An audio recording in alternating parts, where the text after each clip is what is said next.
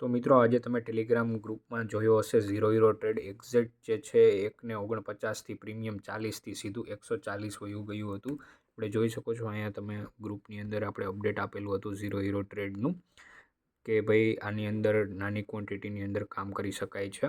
હવે આપણે એના ટ્રેડ પાછળનું લોજિક સમજીએ ચાર્ટ ઉપર. તો અહીંયા આવી જવા છે સેન્સેક્સનો 5 મિનિટનો ટાઈમ ફ્રેમ રેટવાળો ચાર્ટ. સેન્સેક્સ તમે જોઈ શકો છો ગેપડાઉન ઓપન થયું, ગેપડાઉન ઓપન થઈને સતત અહીંયા જુઓ તમે વોલ્ટાલિટી ક્રિએટ કરી અને માર્કેટે ત્યાંથી પણ રિજેક્શન લઈને ફોલ આપવાનું ચાલુ કર્યું.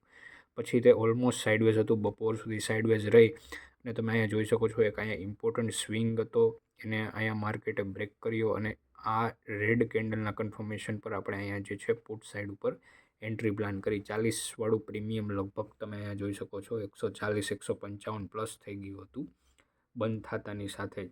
અને આની અંદર આપણે સ્ટોપ લોસ 0 રાખ્યો હતો કારણ કે ઝીરો ટ્રેડ હતી અને આની અંદર રિસ્ક બહુ ઓછો હતો.